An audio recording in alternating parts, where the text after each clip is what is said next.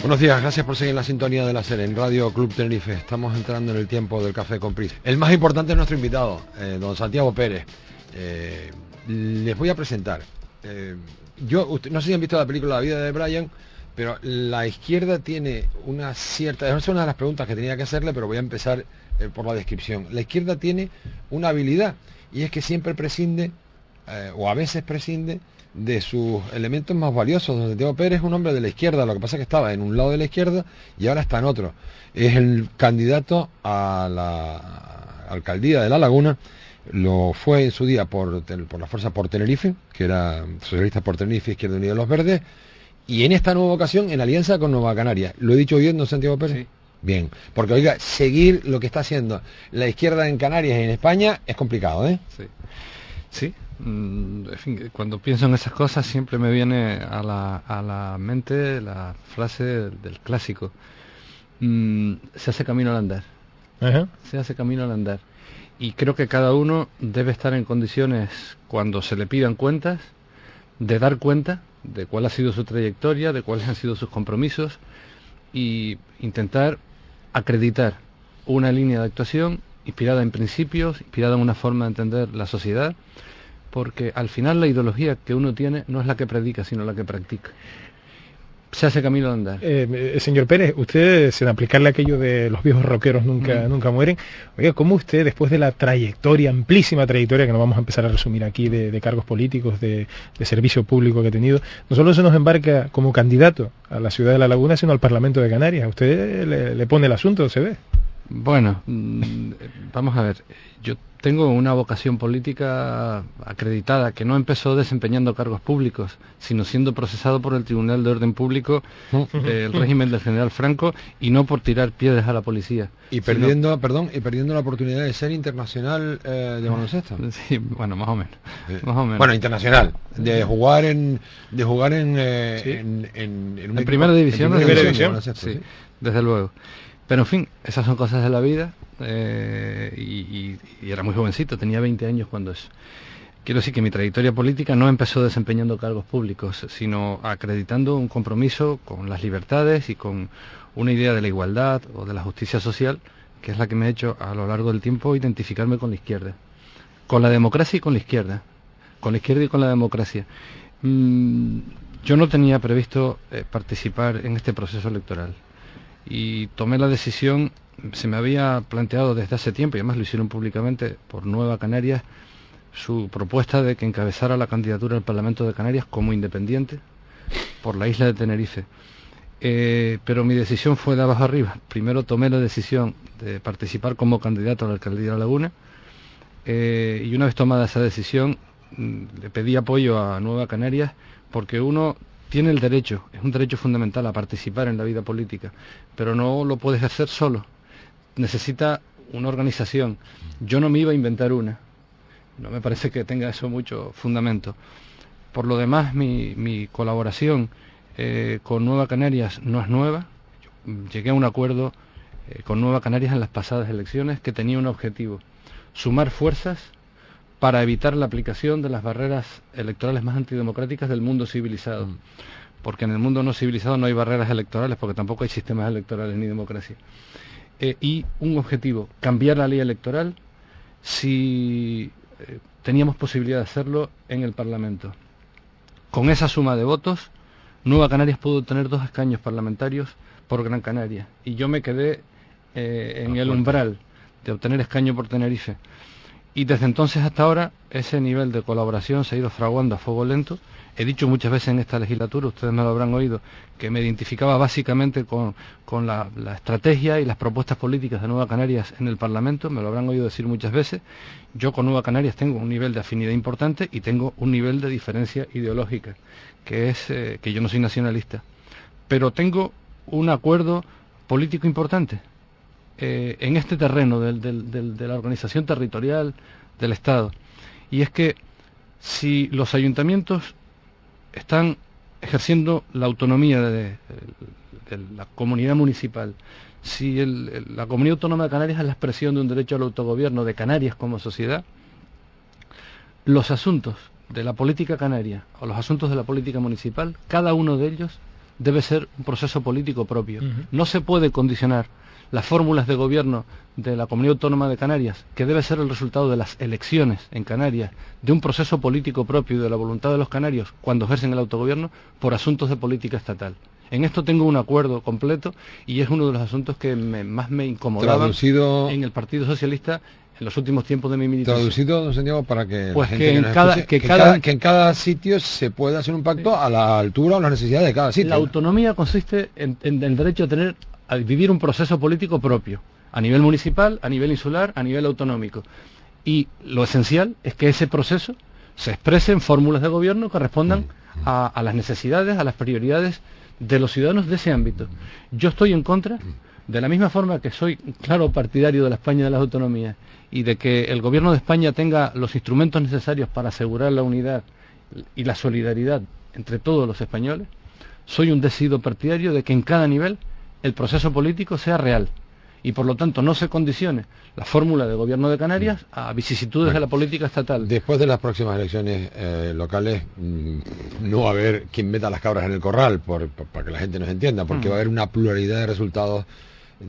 Parece que estamos ante una emergencia de votos.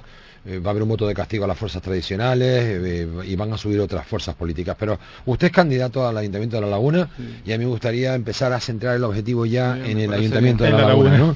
Sí. ¿Qué prevé? ¿Cuál es la fotografía de ese ayuntamiento? ¿Va a bajar votos coalición? ¿Va a bajar votos el PSOE? ¿Va a bajar votos el PP? ¿Van a surgir nuevas fuerzas? Yo creo que el panorama electoral está más abierto que nunca. Y hay que dejar que hablen los ciudadanos. Se están haciendo muchas cábalas, se están manejando algunas encuestas realmente hechas, otras imaginarias. Algunas de las encuestas imaginarias están teniendo mucha cobertura en algunos medios informativos porque es la contrapartida del extraordinario gasto en publicidad y propaganda que hacen algunos con dinero público, las cosas hay que decirlas por su nombre, pero el panorama es el panorama político más abierto, más complejo y probablemente más también lleno de incertidumbres y de posibilidades que hemos vivido desde la transición. Y probablemente esta es una de las razones que a mí me llevó a tomar la decisión de participar en las elecciones al Ayuntamiento de La Laguna. La segunda es un acto de rebeldía.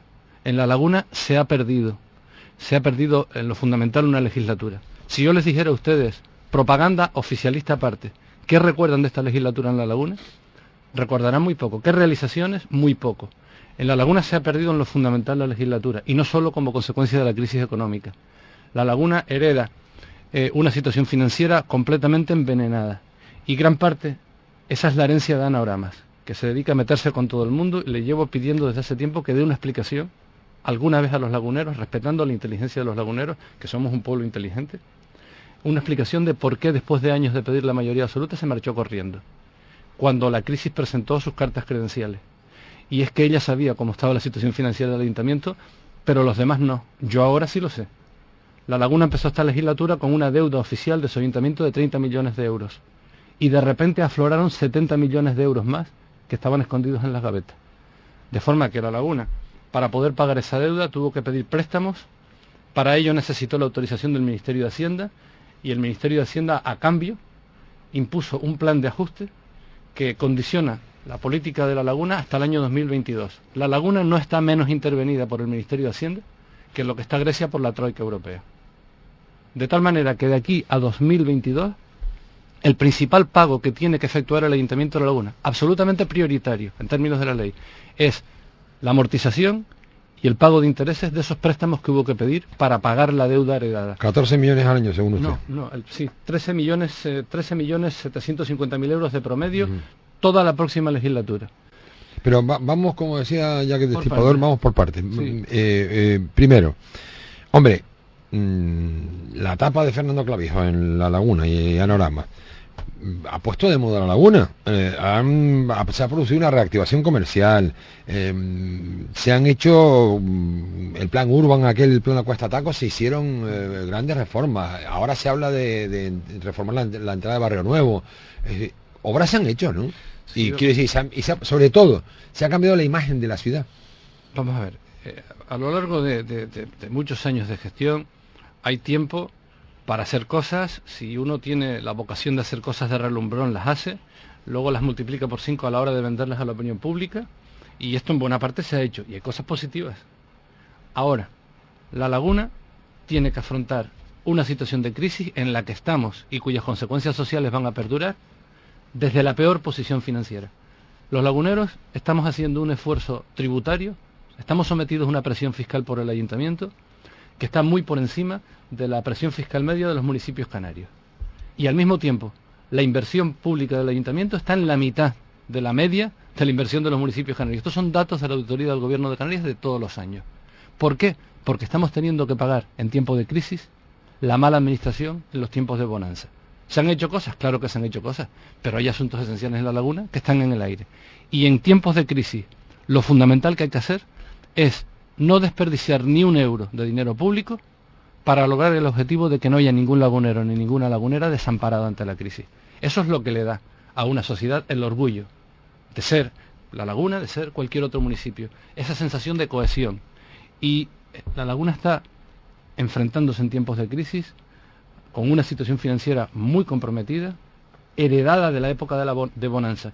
Y esto es lo contrario de una regla de buena administración, de una hacienda pública, de una empresa o de una familia.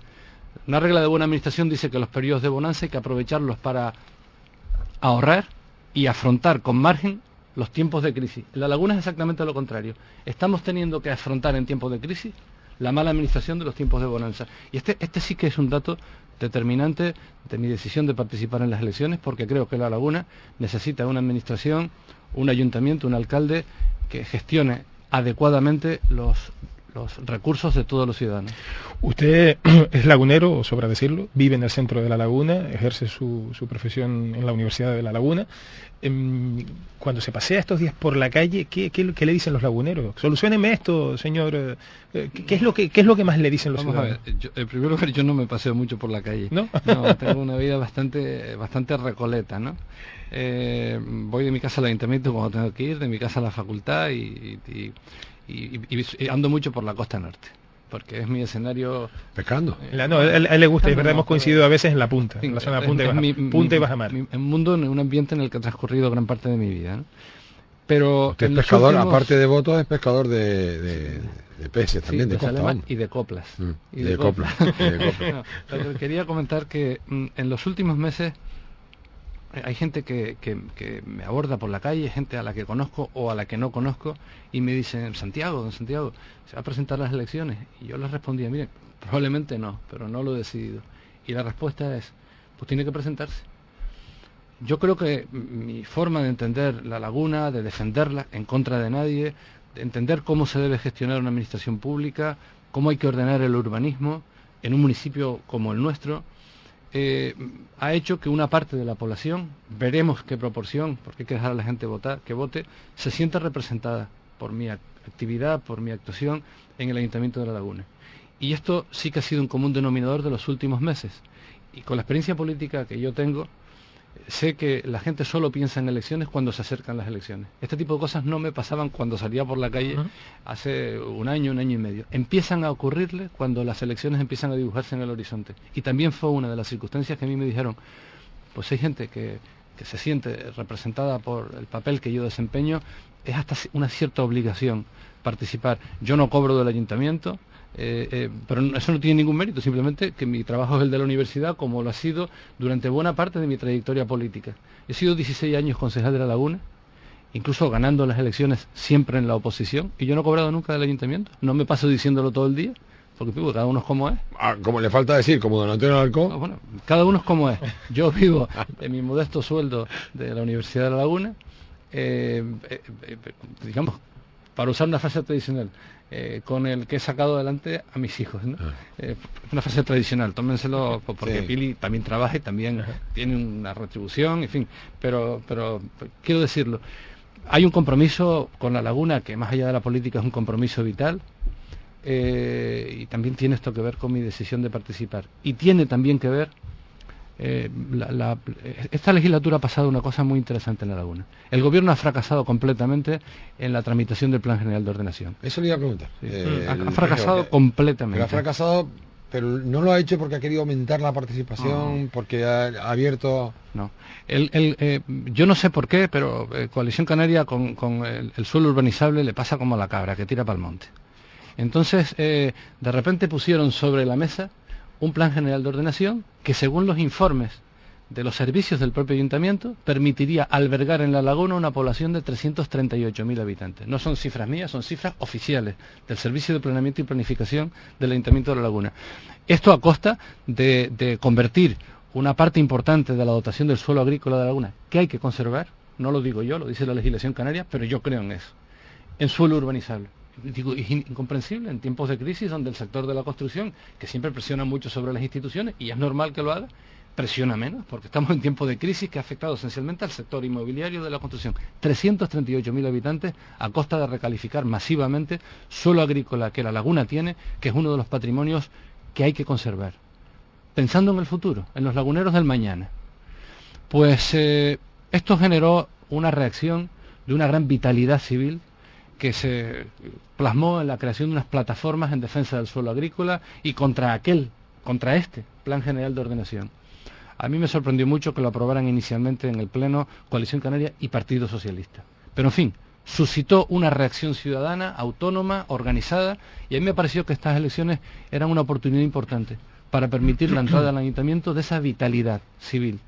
Y tengo que decir que la candidatura que estoy configurando va a recoger una buena parte de esas energías.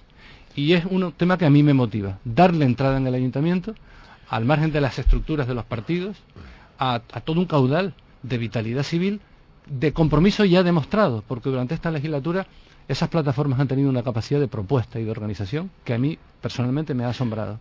Estamos hablando con don Santiago Pérez, candidato al Ayuntamiento de La Laguna por Nueva Canarias. Por Tenerife, por Tenerife y Nueva Canarias. Es la manera correcta de decirlo. Y al Parlamento de Canarias también. Bien. Usted hizo una auditoría de gestión del Ayuntamiento de La Laguna, ¿no? No se le había encargado, no se le llegó a encargar el equipo de gobierno. No, el alcalde me planteó un día que si yo estaba dispuesto a coordinar un equipo de trabajo para auditar, para analizar, digamos, teniendo los servicios de una importante consultora, Pricewaterhouse, la situación del Ayuntamiento de Laguna y cómo se administraban las cosas. Yo no me podía negar a colaborar, pero le dije, mire, la auditoría y sobre todo las medidas que hayan que tomar están ligadas al ejercicio de la autoridad. No puede ser un concejal de la minoría, que soy yo, quien se ponga al frente de ese asunto, porque es impracticable. He tenido responsabilidades en la administración pública que me han hecho entender claramente que toda propuesta de reforma tiene que estar ligada a la autoridad. ¿A quién puede hacer la reforma? Si no, te puedes meter en camisa de 11 varas y salir completamente chamuscado y sobre todo frustrando una expectativa. Yo colaboré en lo que pude, la auditoría está hecha y es una auditoría que tendrá que irse aplicando, cuyas consecuencias se tendrán que ir aplicando en el largo recorrido. Y no se podía hacer una auditoría general del ayuntamiento por un problema de recursos. Se trataba de auditar algunos ámbitos del ayuntamiento como si fuera una auditoría piloto. Una de las consecuencias de esa auditoría, usted le ha metido un viaje hace no mucho, además lo leí en la prensa, ¿no? Es que diciendo que la laguna tiene agua cara y de mala calidad. O sea, metieron un viaje a don Javier Abreu. Pero hombre, vamos a ver, hay que bueno, vamos a ver, a la gestión del agua. A don Javier Abreu no. A la gestión del agua. La laguna decidió en un determinado momento gestionar un servicio público esencial, digamos, que ya se empieza a considerar como un derecho fundamental, el derecho al abastecimiento de agua de calidad. La laguna decidió hace muchos años gestionarla a través de una empresa mixta que había que constituir, de capital público-privado. La mayoría del capital es público, pero las aportaciones, la tecnología y la gerencia de esa entidad mixta, Teidagua, está en manos del socio privado. En la pasada legislatura el Partido Socialista hizo una propaganda atemorizadora, que llegó a utilizar vallas con calaveras, y el que veía agua en la laguna muere. Ni era entonces aquella la situación, ni es ahora el mundo idílico del que habla constantemente el grupo de gobierno. El de los pozos nuevos de agua. Esas iniciativas están bien, pero hay un problema de fondo. Y el problema de fondo lo padece la laguna y lo padecen otros muchos municipios de la isla. Y es que dependemos de una fuente de abastecimiento que proporciona agua de mala calidad. Mi apuesta es diversifiquemos. Y diversifiquemos a través de técnicas de desalación de agua de mar. El Cabildo ha tenido un proyecto que ha abandonado, que es poner una desaladora prácticamente en la boca de una de las galerías más importantes que proporcionan agua muy fluorada, con altos índices de salinidad. A mí me parece que esa no era una buena decisión, aunque le resolvería para ir tirando la papeleta a muchos ayuntamientos del norte de la isla, porque vas a depender de un agua que tienes que comprar, que es limitada porque todos los yacimientos subterráneos lo son, en lugar de utilizar agua marina, que es una fuente gratis e inagotable. Lo que ocurre es que eso podría tocar algunos intereses muy consolidados en esta isla. Y de hecho, la legislación canaria establece como prioridad en materia de inversiones públicas las que tengan que ver con saneamiento, abastecimiento de aguas, etcétera. Mi propuesta es que la laguna se embarque en la diversificación de fuentes de abastecimiento a través de agua desalada, con una desaladora, y que esa agua sea de la laguna. Miren, la gestión de Teidagua tiene aspectos en los que hasta ahora el gobierno municipal no ha querido entrar, y son aspectos muy importantes. Teidagua es una empresa mixta que durante el año realiza innumerables contrataciones y subcontrataciones.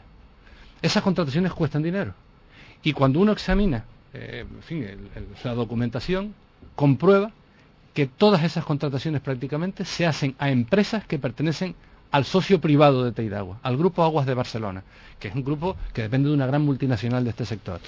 Yo creo que ningún gobierno municipal ha entrado a controlar si esas contrataciones se hacen en condiciones adecuadas de calidad y precio, porque al final esto lo pagan los ciudadanos de la laguna. Y a mí me sorprende, Jorge, me sorprende, Santi, que un servicio de agua, de abastecimiento de agua, que proporciona agua que no es de muy buena calidad y cara, le proporciona al ayuntamiento cada año entre 750.000 y 800.000 euros de ingresos, como si fuera un tributo más. Y esto no puede ser.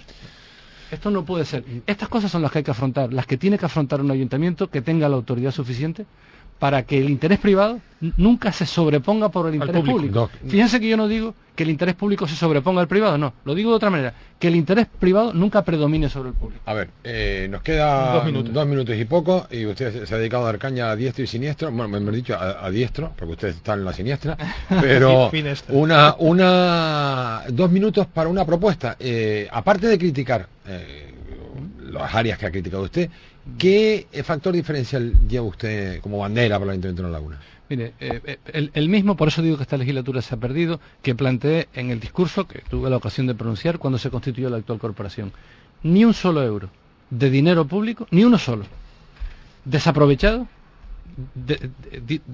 tirado en gasto superfluo, que se pueda dedicar a reforzar la política social del ayuntamiento para que ningún lagunero ni ninguna lagunera se sienta en desamparo ante la crisis, y B, activar la inversión pública municipal, que está desplomada, a pesar de las inauguraciones ridículas de los últimos días, desplomada, como un elemento de dinamización económica y de lucha contra la crisis. En consecuencia, el grupo gobernante de La Laguna pudo reducirse a la tercera parte de sus efectivos, y no costarle a La Laguna 3 millones de euros al año, sino 1 millón o algo más. Y sobre todo, el gasto en publicidad y propaganda. La Laguna se viene gastando cada año más de 1 millón de euros en publicidad y propaganda. Esto hay que cortarlo por los senos. Porque la publicidad y propaganda es simplemente el vehículo para, en lugar de gobernar, hacer propaganda del que gobierna.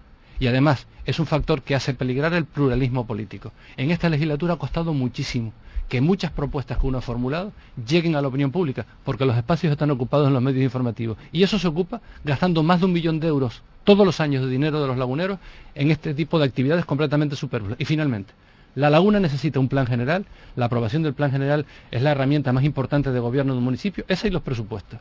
Necesita un plan general en el que seamos capaces de aprovechar las expectativas del futuro que La Laguna tiene, que son muchas, y la preservación del suelo agrícola. Un modelo sostenible del que parece que Coalición Canaria huye cada vez que tiene la oportunidad con el socio de turno, porque la cabra tira para el monte del urbanismo. La cabra tira para el monte y nosotros tiramos para otro sitio, para las noticias, porque se nos cumplió el tiempo. Gracias, Santiago, hasta la próxima. Gracias por invitarme.